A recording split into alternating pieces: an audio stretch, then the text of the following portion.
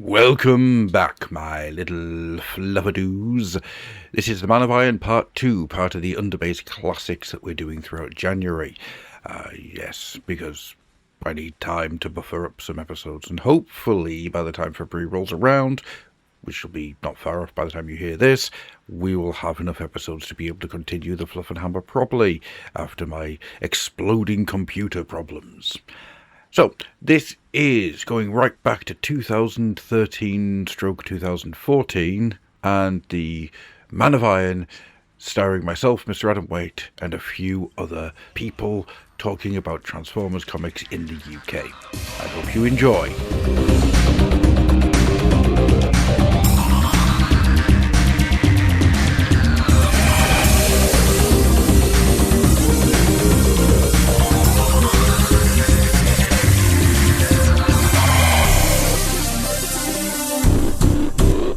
So, ladies and gents, you join us back in the Underbase library where we go all British. The tea is out, the muffins are being served, and we are ready for the second and final part of the Man of Iron. Joining us today, we have our three podcasters of renown and legend. First up, part man, part machine, it's Joe. Hello, sir. How do? Next up, part machine, part pimp, it's the Sugar Bear, Paul Anderson. That's me. And part man, part machine, part goat, part dwarf, part action figure, part neon pink G2 robot. It's Mr. Grufflock. How are we, sir? I'll have you know that I am half man, half centaur. Oh, no. We are not having Flint horseshoes here, thingy.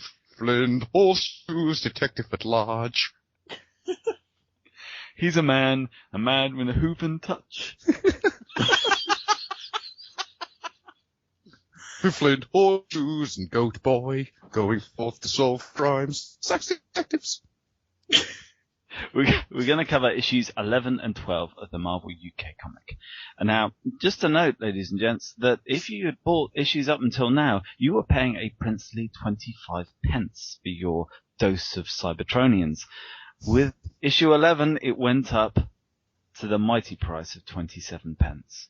The breakdown script was by Steve Parkhurst. Art was John Ridgway and Mike Collins. Mike Collins taking the reins for issues 11 and 12. Colour was, I believe, Josie Furman for these two issues. Editor was Sheila Cranner.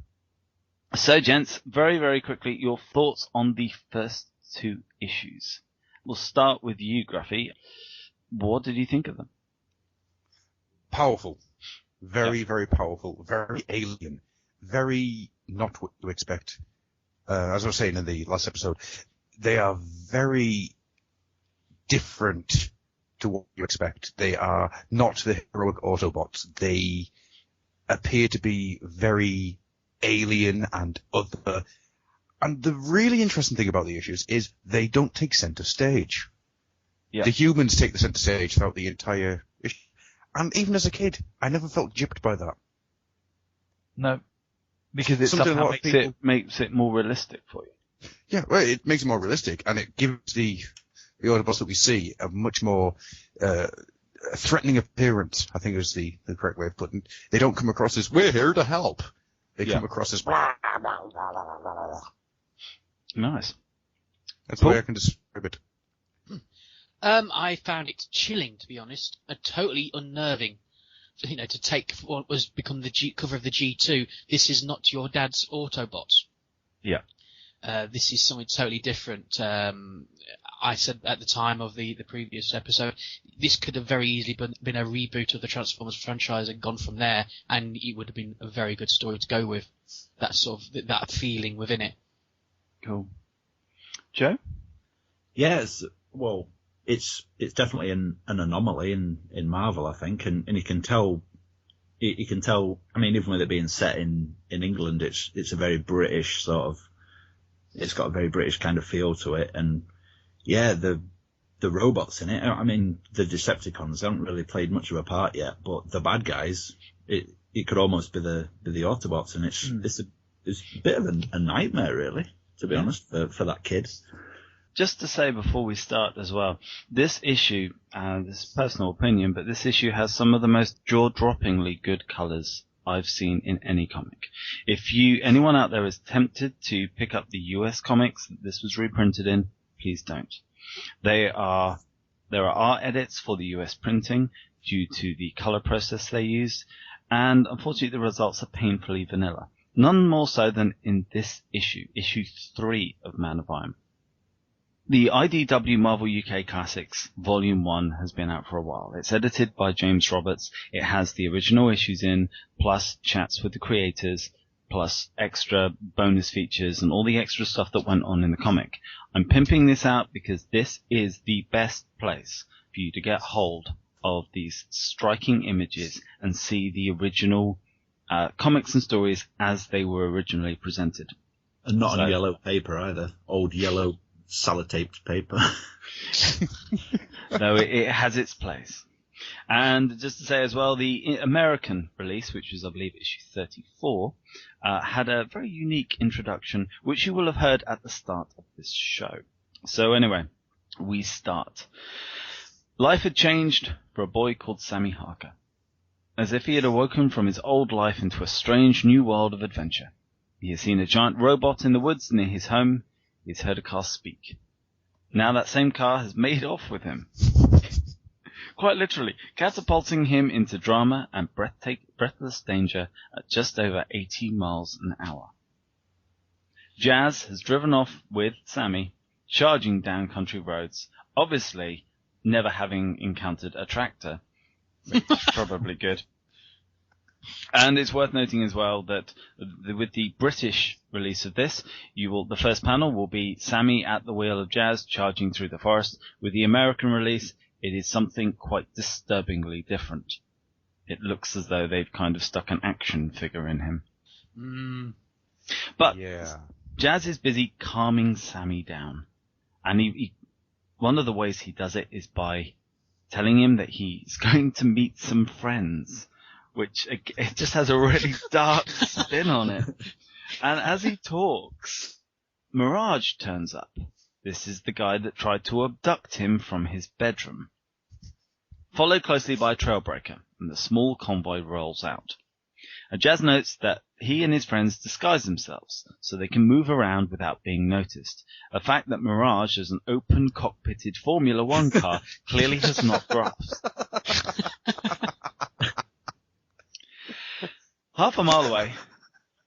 I thought you'd like that. Jazz also admits as well that he is the robot that Sammy saw in the woods, though he probably would have figured that already. And as they roll out, they are being watched. Half a mile above the motorway, 2 unmarked aircraft circle, scanning the terrain below. Having sighted their prey, they dive. We've said before, I think Joe, you said this, there's not been much from the cons in this story. No. And here, they are ominous because of what they do as well as what they don't do. They are hovering like birds of prey, and they simply dive and attack. At no point in The Man of Iron do we hear a con talk. There is only one mention, I believe, of the term Decepticon. And this is just thrilling stuff as they attack this convoy. Poor old Trailbreaker just gets owned. That's brutal. That is utter brutal. The general attacks in throughout it is like, ow! The plane flies from behind the group, and Trailbreaker at the back takes 2 missiles. He's almost blown to pieces. You actually see a tire careering off him and wreckage around. The colour on this page is unlike any colour that you will get in other issues. It's absolutely gorgeous. But the thing that has hits home to me is that Jazz, as he's charging away, Jazz messages him to confirm his status. And we get a heartbreaking moment from Breaker. He's on fire. He's on his knees. Pieces have been blasted on him. He is literally on fire. And he comes out with the line, "I hear you, Jazz. It's no good. Everything's gone. Just plain ruined." Sounds like that's his last words, doesn't it? It sounds like, yeah, he's about to die. He's burning alive. one of those panels that really affected me as a kid, because to me it's a character dying, far more visceral than Mirage having his arm ripped off by Ravage in The Last Stand. This is truly horrific. And you'd met this character a whole page beforehand, and he didn't say anything until that point. I'm hit bad. We don't see him again either, do we, Trailbreaker? Is that it? Is he? I think, I don't think we see him again. Not in this, anyway. No. You don't see the level of brutality in this issue until you get to the Wreckers. Really, I don't think this is the last time you see some total proper brutality. Yeah. No, I don't know. There's some future ones that you will see some pretty nasty stuff, but it's mostly UK issues, as we will see in a couple of episodes' time. Anyway, as they peel away from the burning figure of Trailbreaker, another jet swoops in and targets Mirage. And Mirage has a trick up his sleeve. The Autobot uses his electro-disruptor to vanish from sight, which is nice, a nice nod to the toy. And the pursuer is completely foxed by this, doesn't realize that there's an oncoming bridge, and in what I can describe as just not knowing whether to go over it or under it, he just charges straight through it. Again, another incredibly visceral scene of this jet taking a bridge with it, but obviously being completely destroyed. And they charge on, but there's one more jet. And it comes in this time from the front. It fires on Jazz, and somehow Jazz avoids it. Now, he then credits Sammy for saving his life and turning the wheel, but you kind of get the figure that if he just kidnapped this kid, which he had just done, the last thing he would have done is left his controls unlocked. But it does the job. Sammy is calm. He's actually thinking he's a bit of a hero. But they've still got this lone jet is still onto them. Fortunately, the Autobots are going to get more support in the form of Blue Streak, looking utterly, utterly badass. The heavily toy-accurate and therefore very Prowl-esque version of Blue Streak calmly appears on the next bridge, waits for the jet to fly up, targets it with his gun, and blows it out of the sky. Now, unlike most issues, you see a jet get hit and just land in an explosion, or you see a jet hit, and the classic is that it flies off smoking from the engines to fight another day. No. This explodes in the air, then a secondary explosion, then lands on the ground, screeches to a halt as a burning ball of metal. As the silhouette of Blue Streak stands on the bridge, looking utterly awesome. That's 5 panels, isn't it, of just that jet getting destroyed. Yeah. Flames. Oh, it's Blue Streak, like you say, just kick-ass. It's so casual as well. It just comes out.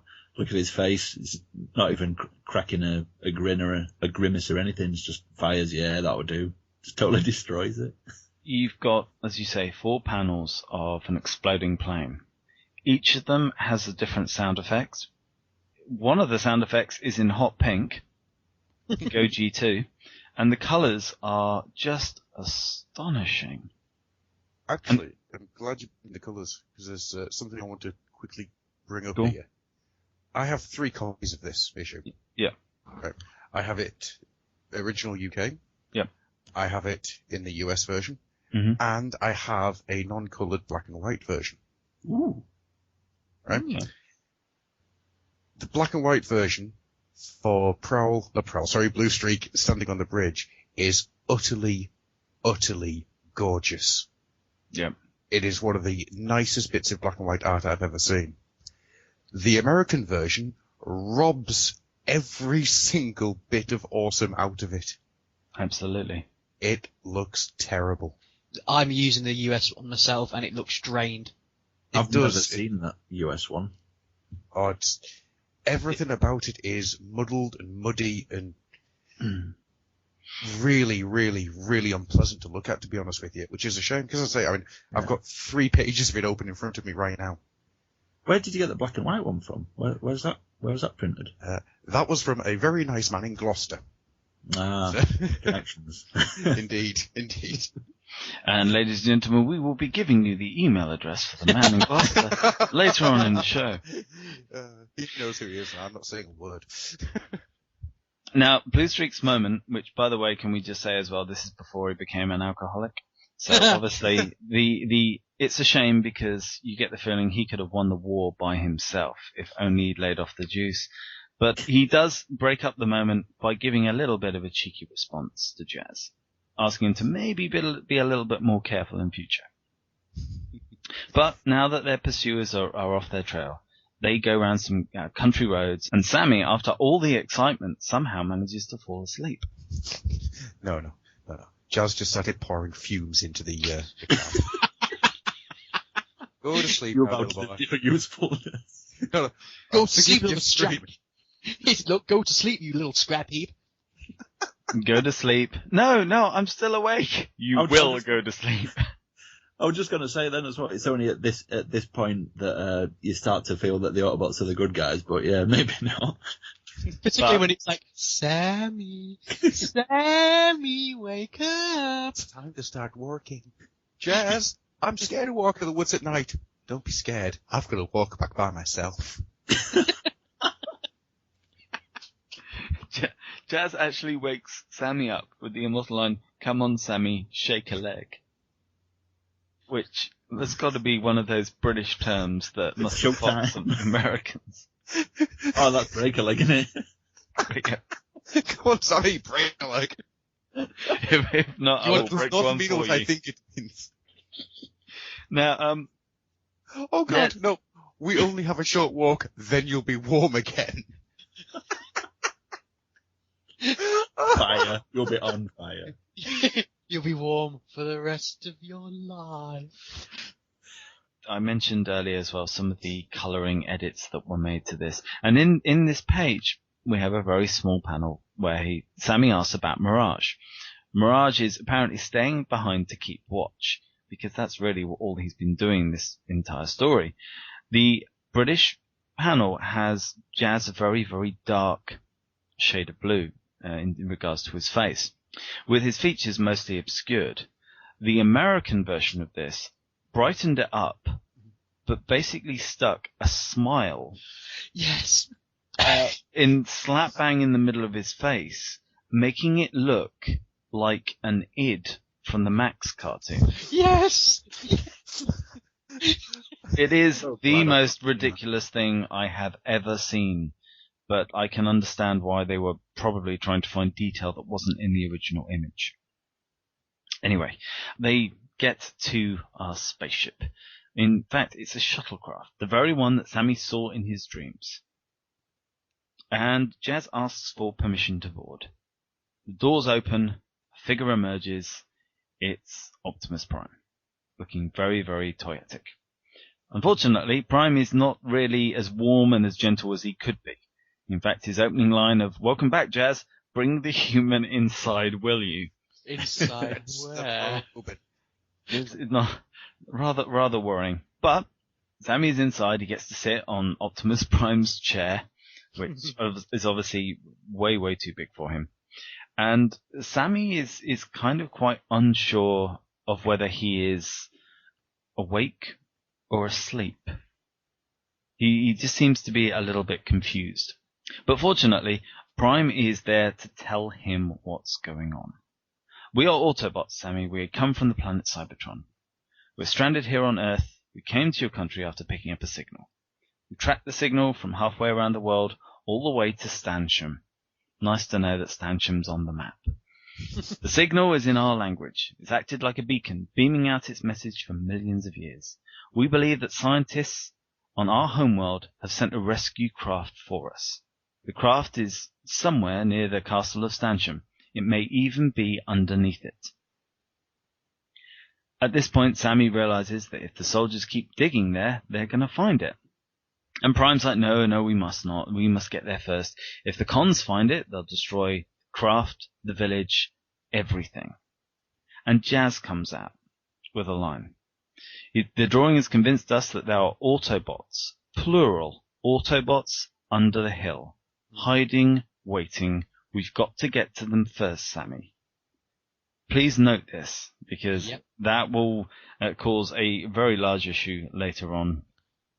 And we jump back to the castle. And this is the start of the last issue of The Man of Iron. And we've had the plot, the bare bones of the plot. And we've got the fact that both the Autobots and the Cons are all trying to get hold of this object. Sammy knows what it is, the humans don't know what it is, but they are digging there.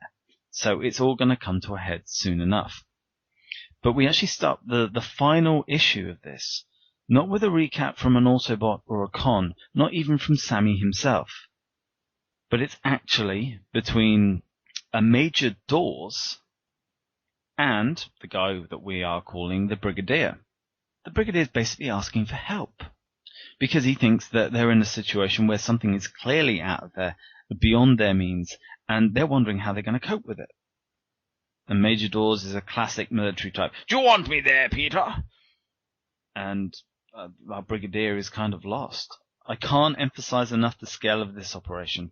It's quite the most remarkable thing I've ever seen. The Major asks for a rundown. Well, it's a question of scale, sir. We can't identify it. Our instrument readouts indicate a high level of electrical activity and low level magnetic field. There's also reading in the subsonic spectrum, hitherto undetected, a series of low frequency emissions in a regular pattern. I'm only guessing, of course, but I'd say it's some kind of signal. As we zoom in on an exposed piece of what looks like a spaceship, and there on the side is a faded Autobot signal. And the Major, promising as ever, goes, "I'll get there as soon as I can, Peter." You obviously get the feeling he's not the most adept of senior army figures, but there we go. And as our Brigadier puts down the phone, we realize he's not alone in the room, because Sammy's father is there. Again, it's kind of emphasizing these guys are working together right from the very start. You know, there doesn't seem to be any secrets between any of the characters. Roy's world is basically disintegrating. His castle has been attacked by unidentified aircraft. Even now the police are looking for his son, Sammy, kidnapped by a driverless car. His wife is under sedation. God. Yeah, which is a lovely little thing that they add in there, because you knew that she was obviously distressed when you saw her running after the car.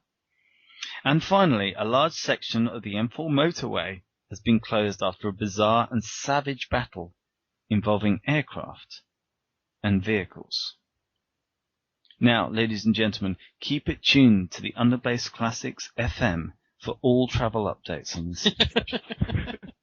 I've heard it's reopened. I think it's fine. Open for one carriageway now. Really? Oh, thank goodness for that. But imagine the toll road at the on the M25 like that. Oh god, big jet stuck in the Dartford tunnel. Rubberneckers. I was going to say there, going up the M24 now, a jet. I've got nothing, absolutely nothing. Just there's a jet in the M24. Brilliant. Just carry on as normal. Close your eyes, pretend you don't see it. Any deaths are your own fault. Poor old Roy, he's really having a bit of a bad time. And unfortunately, he's just wondering what else could happen to him when the ground itself starts to tremble. The soldiers scatter in very dramatic fashion, and a small patch of earth rises as a metal lift comes to life. And to quote Roy himself, "Oh, criminy! It's him! It's the Man of Iron! Oh!" Now, Paul, you mentioned that there might be certain phrases that the Americans wouldn't understand. Yep. Criminy? Yep. Well, actually, no, because of course, criminy, canoe. They've seen Mary Poppins. The weird thing is, though, is that I believe, is the American copy that you have. Is that yes, correct? Yeah, Yes. mine doesn't say that. Mine says, Yeah. "Oh Lord, it's him." That's Well, it. this is the It's classic weird. thing. The British one says, "Oh Lord." Oh. Of course. So it might be a case where they actually put it in to make it more British. Or because Yeah, let's face it, they might not like the reference to the Lord in America. I don't know what a criminy is. I don't know if anyone else does. Never heard Small of it. creature, hunts haggis. Approach with caution. Don't go wearing purple. Now, at this point, you'll be pleased to know that Major Dawes turns up. And with military practice and his attention to detail, he sees people running past him the other way, going, Major Dawes, turn back, and he decides to keep going. Mm-hmm. And it's not the best timing for him, let's face it. An alien has just emerged after a long hibernation and is standing in the middle of the road, and his driver decides to drive the truck/van straight towards it. What does yours say him saying? I've got him saying good gravy. This was it. What? Yes. He ignores the Brigadier's pleas to halt, and with the stunned good gravy, almost runs into the highly visible 20-foot robot. The man of iron, clearly unamused, and decides to fire on the van. Unfortunately, both Major and his driver escape somehow. It was an A-team style attack. In the British comic, you had Good God. So I imagine, Paul, you're right here. It's a reference to a religious issue, possibly. But Good Gravy. That's a dinner reference. That is quite impressive. He hasn't actually seen the robot. He's just thinking about dinner time. Good. He's on the phone to his wife. Not in 1980, what, 86? Oh, he could have been. It's just the mobile phone would have been half the size of the van, so.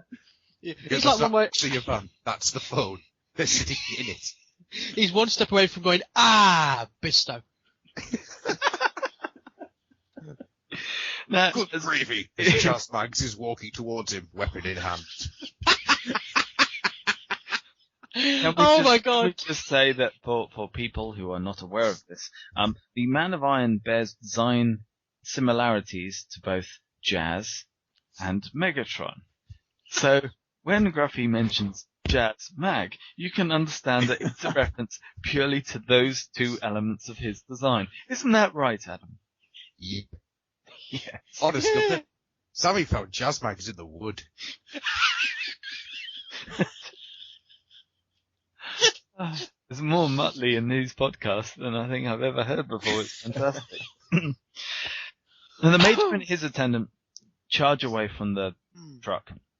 And it's a nice little motif that we'll see in this. The truck is damaged on fire, but it's a secondary explosion that really takes it out. And the Major runs over to the Brigadier. That was some welcome, Peter. And the Brigadier calmly informs him that the entire world's gone bananas. As they're hiding, another robot appears. In this case, it's a Decepticon. In the British comic, it was just another generic design. It's dark blue, which is almost more intimidating because you don't know who exactly it is. In the American design, this was coloured as Starscream. It looks like Thundercracker. It does, doesn't it? It's got that look to it. Compared to the Man of Iron, it obviously looks far more sleek, far more designed, far more modern. And not surprisingly, it doesn't take long for the Con to take care of the Man of Iron. He fires first and takes out one of his legs below the knee.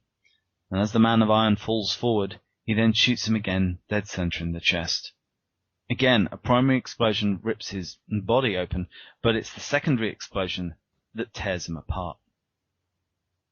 Pretty nasty stuff. Oh God, yes.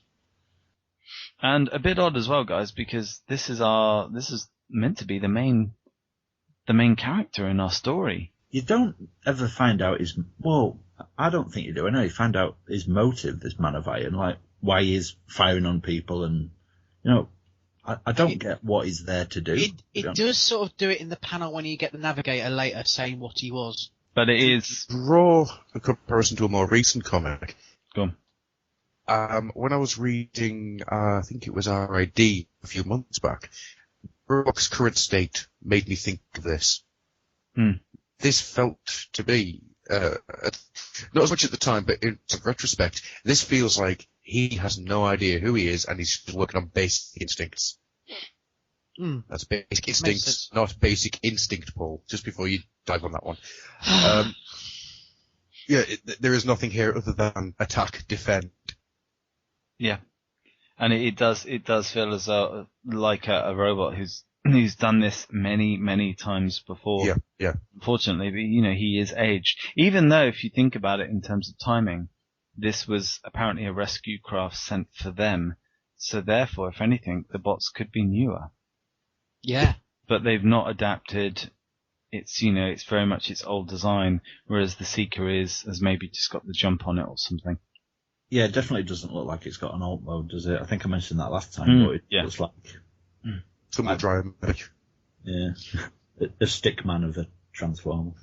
Stickman, that could be his alternative name. One thing. Alternative to Jazzmac. No. Jazzmac, the stick man. Slender. oh God, no. I've completely forgotten to say that. Yeah, something that the Marvel UK Comics did a couple of times was have robots that didn't have an alt mode. Yeah. So there is no reason why he would have a alt mode. There is precedent for it. And also, let's face it. I mean, we have characters today. You look at Rewind, who has an alt mode, but it's not. It's very not good for flying. It's not good for flying. But then again, nor was Megatron's, and that never seemed to stop him. But just the idea that an alt mode could be something far more unique than just a vehicle. Yeah. So, anyway, whilst there's clearly some action going on at the castle, the real events are happening above the nearby village of Stancham, where the Autobots' impressive shuttlecraft is dropping off Jazz and Sammy, and seemingly being followed by some other shapes in the sky. Now, Jazz charges off a ramp to the ground while the ship is moving at some speed. It barely manages to get to softer ground, I hope, before... You can see where I'm coming with this, guys, can't you? Before he asks Sammy to leap out of the car. No! No. He doesn't ask the abducted, now fume-addicted Sammy to jump out of the car. He tells him. He doesn't give him a chance. He doesn't even do that, because he turns into a corner, and you can see he turns with such force that Sammy is thrown from the vehicle. What you don't see is he's actually built a comedy oversized hand on a spring inside the car. It just pushes him out just to be on the safe side. Yeah, he's not jumping out there, is he? He's being boot. He's on a spring. What's even more funny is when you look at the previous panel and then work out which side of that previous panel Sammy would be. Oh my God! He's very right. He's shot on the gear stick as well. He is being ejected. He is being ejected Flag. towards a burning ball of fire. Quick, destroy the evidence of our probing. Remember, folks. Jazz is the friend to humans. No. Remember, he's killed one.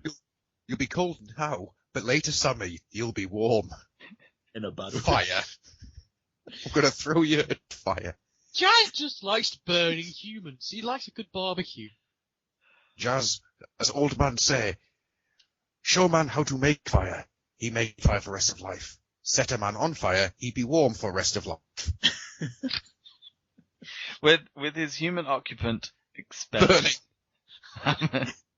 Jazz then charges towards a nearby hillock is the only word I would use. Uses it basically to launch himself like a hammer straight into the chest of the Seeker. Sammy manages to run to his father and then tells him not to go near the fire. They're not going near the fire. But also says, drop and roll. Jazz says, clear the area. Jazz is trying to help us. Dad, we've got to get out of here. Because he'll help us to death. It's to be honest, the lovely thing about this is that Sammy's father already knows they have to get the hell out of there. In fact, they're all doing it. The military are charging off. The military have not had, let's face it, the best luck with this incursion. They've just been blown up and beaten up wherever they go. But whilst they're doing that, whilst they're hightailing out of there, you have this battle occurring around the shuttlecraft. And it's this really nice little few beats. You see Decepticon formation fall into a screaming power dive. You have a lead bot which looks very, very much like Laserbeak, and behind him a Seeker that has turned into robot mode and is diving as a robot. And their sights are locked into the Autobot shuttle below. But guess who's there? Yes, the killer of Decepticons, the badass guy who hasn't yet turned to drink. It's Bluestreak, and he fires his gun and blows the back section of Laserbeak away. And the US edition, you cannot see a damn thing. The US edition, all you see is the gun pumping out. You do not see this Bluestreak at all. You have to squint to see there's a robot attached to the back of that gun. That's disgraceful. No, remember, it's the low-level contrast. Everywhere there's low-level contrast, not surprisingly, difference between the printing process and what the Marvel Comics had, which in many ways was just as good, just in a different styling. And it just meant that certain things then had to be redrawn or changed slightly. Now, while what we assume is Laserbeak anyway crashes to the ground, the Seeker, which is in robot mode, gets taken out by Jazz, who finds a reason to actually attack something which isn't a human, and we can take great comfort for that. And the castle of Stanchion once again bears witness to the sights and sound of battle, flaming wheeling dance of destruction. Instead of sword against sword or spear against shield, this was the scream of laser cannons and the howl of rockets, and the tortured shriek of exploding metal. Until finally, the cons break off their attack. I like that bit. It's a good bit, referencing the old battle from, was it the first issue, wasn't it? Yeah. A flaming wheeling dance of destruction. That just sounds awesome. It actually sounds like what Jazz would do for a holiday. If you could look inside Jazz's mind. This is the new game show he's doing. And tonight on the Flaming Wheel of Destruction. But Wheel of misfortune, turn, turn, turn. Where will Sammy learn to burn? Seriously, guys, though, I mean, we have had in this section, we've had some cracking battles. Oh, hell yes. Oh, yeah. I mean, start off with you, Graphic. How do these compare to the other early stuff that you saw or you read? I mean... Well, this shocked me way back when, because even though they are generic, they're getting slaughtered. Yeah. The Autobots are not there to fight them off. They're there to kill them. Yeah. Win in any way necessary. Which kind of makes you think that these guys are a threat. Which, we've seen them be a threat. They killed Trailbreaker. Yeah. It's so unlike anything of the time. I mean, this is unlike Transformers way up until Furman gets his hands on the murder wheel. That's a fair thing to say about this. That makes it sound like it's proto-Furman. It's not. It's so unlike anything else. I mean, you look at that spaceship that they're driving. What is that? It's a big bone. That's what it is. It's beautiful though. It's awe-inspiring stuff. It's very reminiscent of something like either some mix between the 1950s sort of UFO style, but also very much like silent running type spaceship. Yeah. Yeah. Cool. Just beautiful stuff. We've had all of this, and the cons are heading away. They're defeated. Okay, this is probably the only time now in the story where it feels like a cartoon episode or a regular comic issue. The cons are beaten, the Autobots are victorious. I'm just really intrigued. What would you expect to happen now? What, after they disappear? Yeah, if this was a regular cartoon or a regular issue, what would happen now? Well, they'd probably turn up to find the Man of Iron, and they'd say, "Oh, he died." Or well, I don't know really.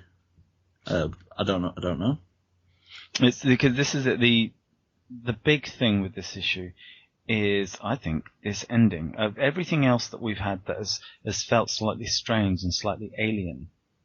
This ending is the most interesting because it's so sort of bittersweet and almost out of character.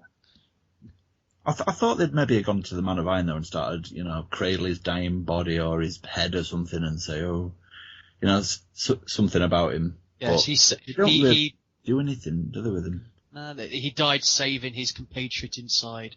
Yeah, he died. He died after shooting humans. Though, what was all that about? I still don't. Like I said earlier, I still don't really get why he would just. I know he was saying he was defending the craft, but he's just blasting everything, isn't he? Just they didn't seem to be a particular threat to him. So think of it this way. Go on, Gruff. I'm assuming this works the same way all Transformers origin works. The Ark, or whatever brought them to Earth, saw the vehicles as the main life form. Yeah. So maybe, to the point of view of the Man of Iron, he didn't see enemies, he saw vermin. He saw things that would damage what we have at the end of this issue. Yeah. You know, like the way that people put down poison for rats because rats can chew through power cables and whatnot. Yeah. He's met the humans before, though, as was shown in issue 1. But each time, but that doesn't explain why he left with the cross. Maybe it's a predator thing. They've got weapons. They must be stopped.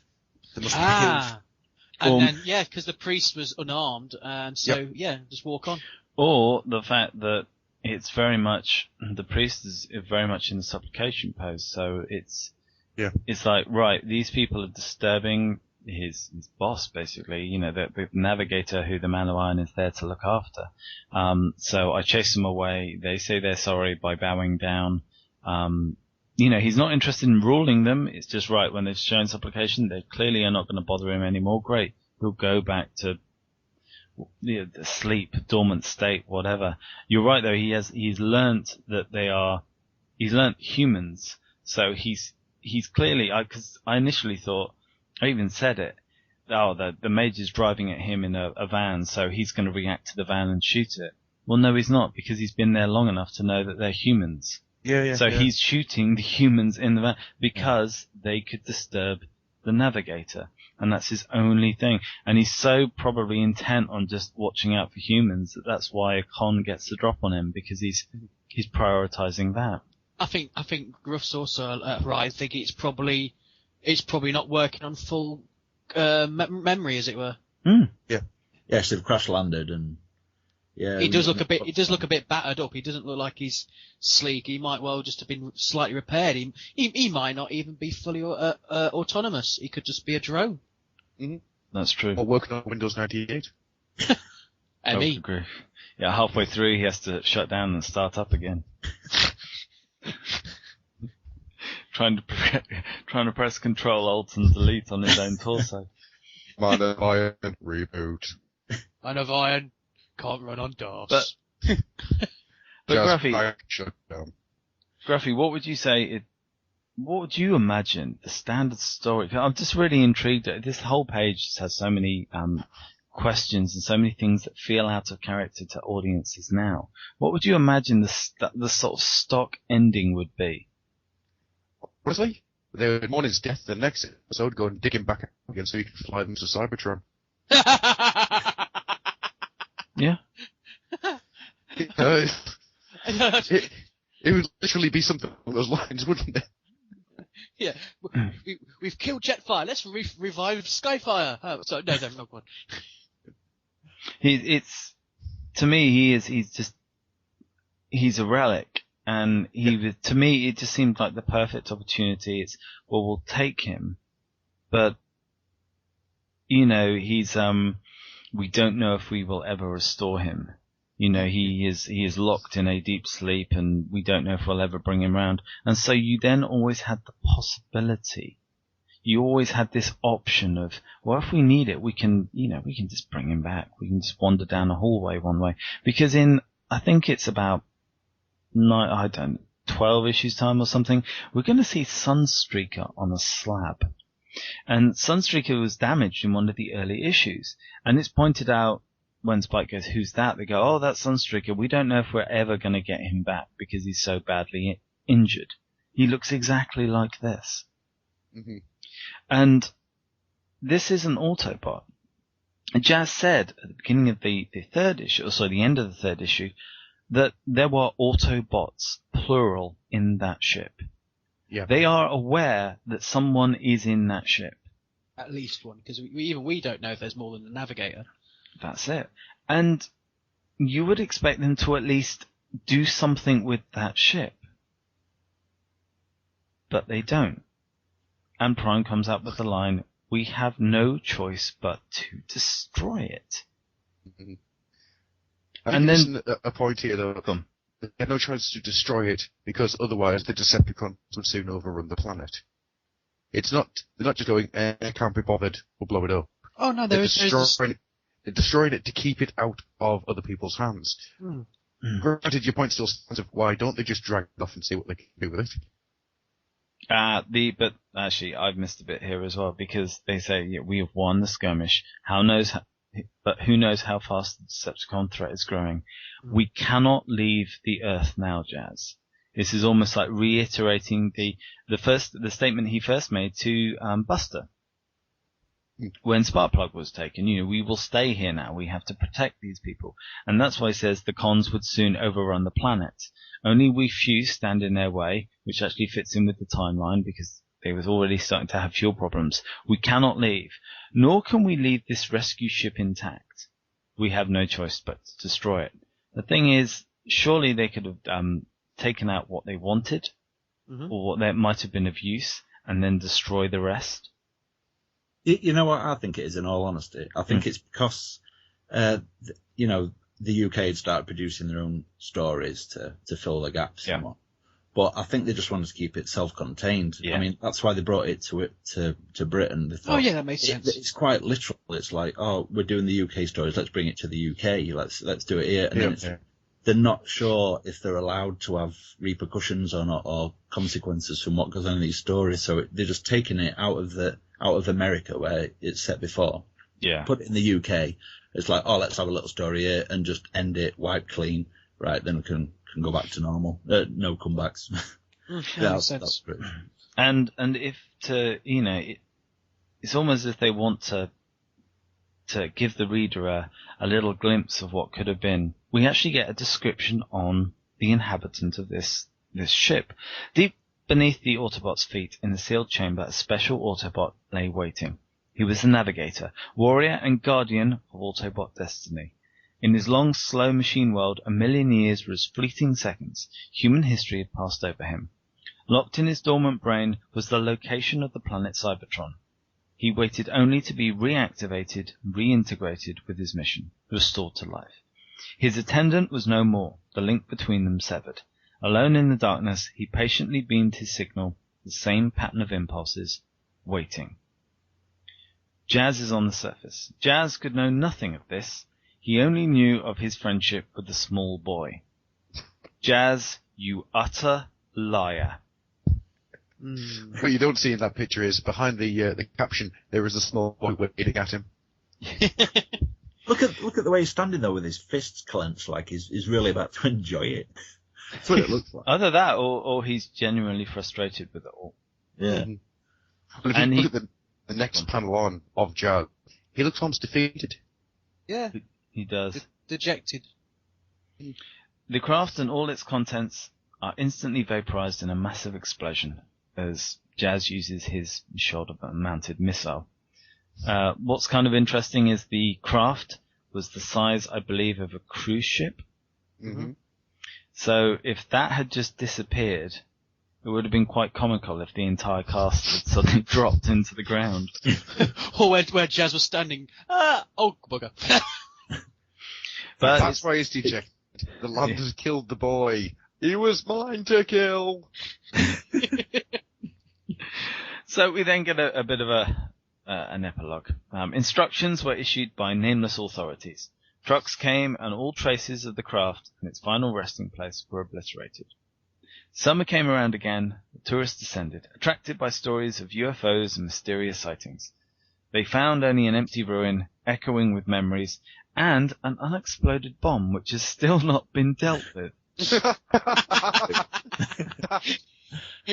Autumn came, leaves fell. Sammy was a year older and a year wiser. He never saw Jazz again. Friendship with a small boy, Jazz? You liar. But on clear, sharp nights, when stars glittered like needles and the night winds rattled his window, when he slept a fitful, fearful sleep, Once more, the Man of Iron walked once more in his dreams. He's gonna need therapy.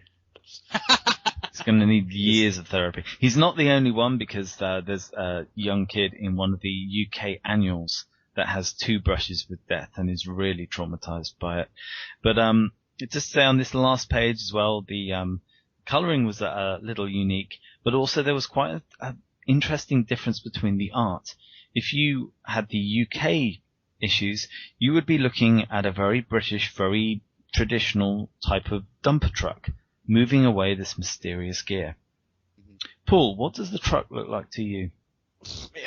It's got this weird orangey yellow.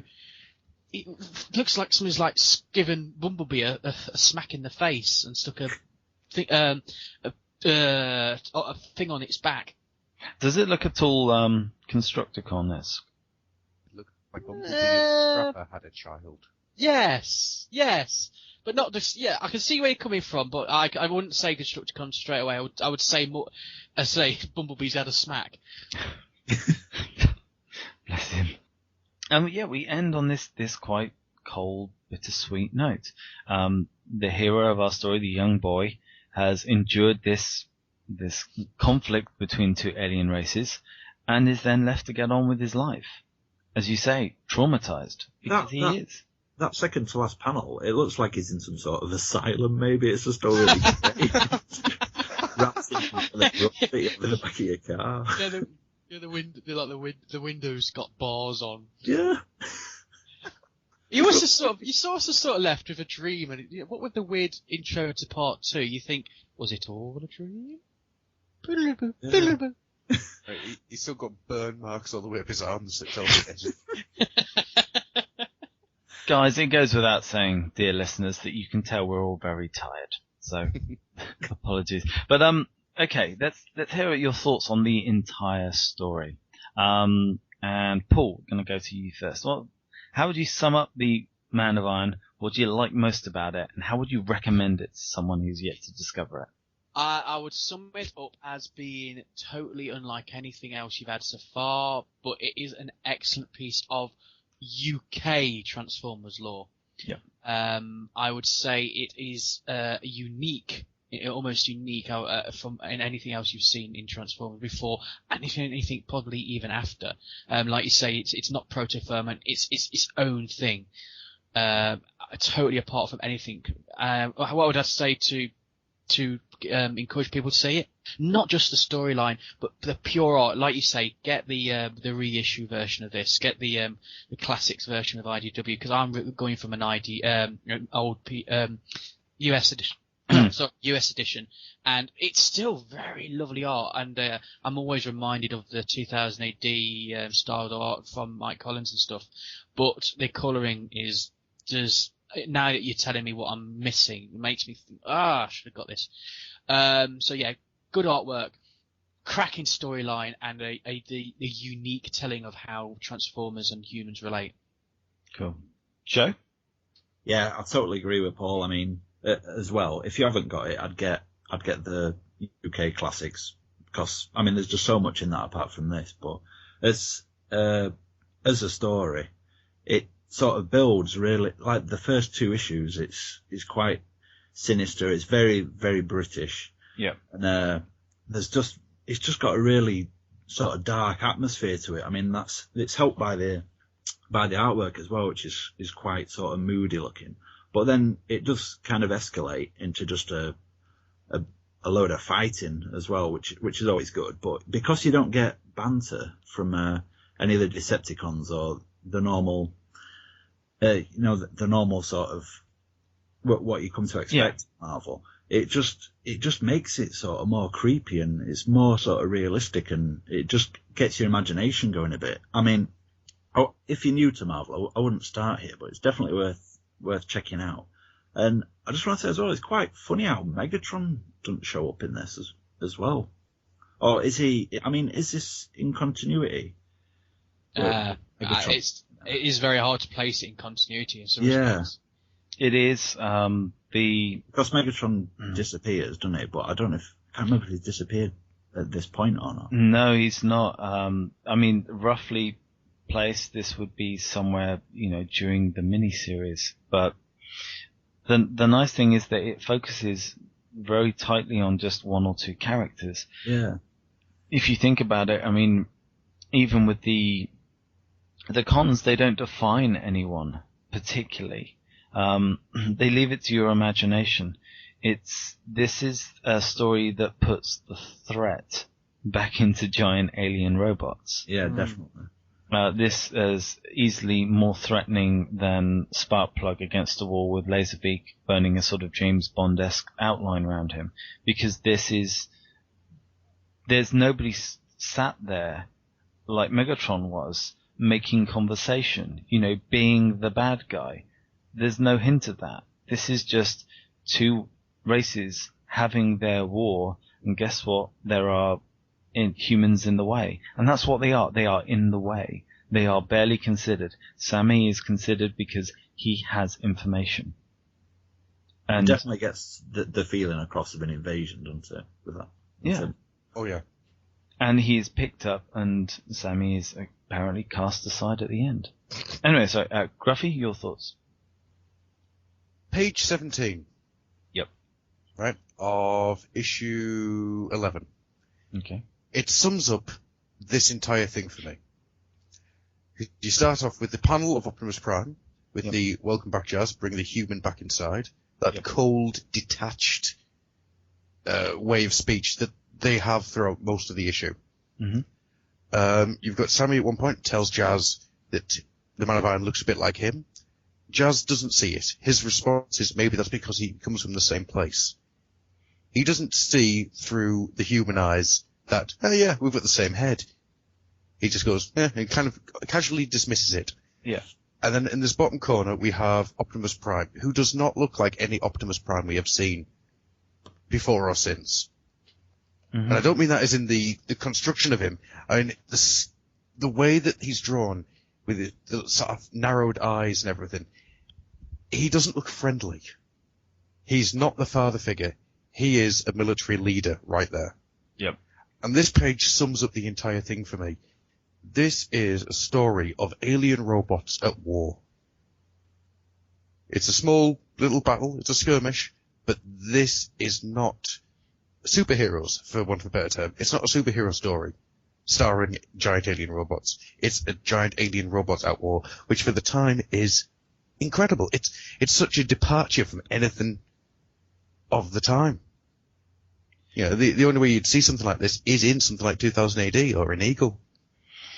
It's weird as well because this is going back to podcasts that we've done before. The idea of alien beings or alien entities that have their own agenda and they care little for humans is almost, I've got to say, a Lovecraftian kind of thing. These are less powerful, but at the same time, nothing bothers them, and they really don't care whether we're there or not. They're Titans. Mm. The fleshy things are there to try not to stand on, but it doesn't really matter if you do. You don't get the impression that they're there to protect Sammy. You get the impression that it's there to help them out, and that they're just going about the business, going about the war. They get information out of him. They never once turn to him and say, "It's okay, Sammy, you'll be safe." They pump information out of him that would help further their goal. And then he gets left traumatized. He does. We joke about that, but really he is completely left, which you kind of wonder then whether that Jazz only knows of his friendship with a small boy, whether that's almost then an element of sarcasm there. Could be. Unless he's thinking of Spike. Could be, actually, yeah. Look, just as he thinks, maybe he's a bit racist. He's thinking they all look the same to him. All humans look the same. Abducting small boys since 1986. He's calling them all Sammy. I'm not Sammy. Stay in the driver's seat. I'm not Sammy. You think we all look the same? You look all the same. My name's Barbara. I'm 42. Shut up, Sammy. Another reason as well. Don't make me get the fire again. We've mentioned before, another reason why you guys, if you're out there and you haven't got this issue, why you should get the Marvel UK Classics is because it reprints the covers for this series. Now, we've touched on this briefly, but I just want to state this. Each of the covers uses art from the inside of the comics, just blown up with a bit of an additional detail printed on the cover. The fact they work so well shows you, it's a testament really to the amount of detail that is in each page. Even when you see the colours very dark and very muted in tone, there's a lot of information in there. Again, the colours are unlike anything that you will see in, especially the American comics at the time. Issue number 11 utilizes 4 panels from the comic. And to me is possibly, I would say, the top 5 Transformer covers of any comic, of any generation, be it right up to IDW currently, that are out there. It is gorgeous. It's with the Jet dead center and with Jazz avoiding the missiles. It's graphic-wise, it's just stunning. And the sort of stuff the sort of impact you can have with that. I mean, I remember seeing this on the shelf, and I was collecting it at the time. But the excitement of seeing that cover was just incredible. So, honestly, guys, do, if you can, check this out. There's a beautiful thing as well that James has put together talking about the Man of Iron, stuff behind the story, Mike Collins talking about some of the art and his influences. We could have mined this. I could have just talked about this all the way through the podcast and been very knowledgeable. But the fact is that this is sort of stuff that you need to pick up the book and discover for yourselves. Oh yes, definitely. There's a lot there as well. So, with that rant out of the way, gentlemen, if we want to bother you needlessly on the internet, like people seem to do, and want to tell you how wonderful they think your commentaries on these classics are, where can they get in touch with you? Joe, we'll start with you. Yeah, you can find me on fullmetalhero.com. I'm Exodus Prime on there, so yeah, hope to chat with everyone there if you want to. So nice. It's always good for a laugh on there. So. Cool. Paul, where can we find you? Anywhere you look for Logan Blaze, I am on the Nerdspin, not as much as I should be. I'm on the Full Metal Hero. I've made it there, but generally I will probably be found on Twitter under Logan_Blaze. Lovely. And Gruffy, where can we find you? Google. If we type in Gruffy into Google, actually, if you type in Grufflock into Google, I'm sure we can find you. Oh yes. You can find me at oldoilhouse.co.uk, where see last episode for details. And you can find me at Twitter at Grufflock. I'm also on Facebook. Cool. 5 points to anyone who finds me. It's true. I'm hiding. I should say what about you, Mr. Adaton? What about you? I know. You? I'm on the Full Metal Hero forum, where occasionally I find the time to type stuff by hitting my head against the keyboard and come out with a review of some comics. You'll also find me on the Underbase, where I turn up, as well as the classics, I turn up for the Regeneration 1 read-throughs with the delightful Matt and the lovely Amy. And very occasionally you can find me on other podcasts, though I've not been doing many of them recently, so I'm feeling a bit guilty about that right now. Oh, we'll get to you on something soon, I'm sure. That sounds like a threat more than a promise. So, gentlemen, thank you very much. It's been an absolute pleasure to go through this story with you. Cool. Thank you for the invitation. And thank you to you, patient audience, for putting up with our insane ramblings. So, gents, thank you very much. And to you at home, we shall hopefully join you again for another issue of the Underbase Classics. Have a good day. Take care. Good gravy. Goodbye. We Now it's are time to say Autobots, strong goodbye. and true. Cybertron's where we sit. My name's Tommy and my pants are filled with... I've seen it for that.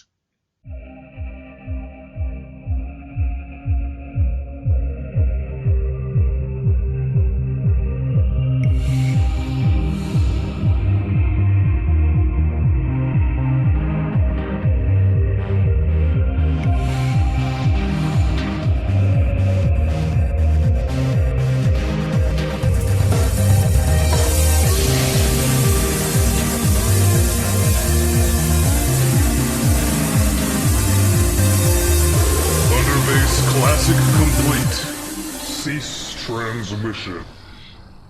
But you know how to spell white, don't you? You start with a W, then you move over to the H, then you start with an I, and then there's the T, and then you go to the first letter of my true love's name, the lovely Miss Elizabeth. Welcome to the base. Stop crying. You got an 8 in your name, Datum. I don't even know. No. Stop. But of course you remember who invented the Macho Man. Go on, tell me. Well, I remember the day I created the Macho Man. I was there punching an orphan in the face, and I thought to myself, you know what the world needs? More tassels. Hi kids, I'm Stan Lee.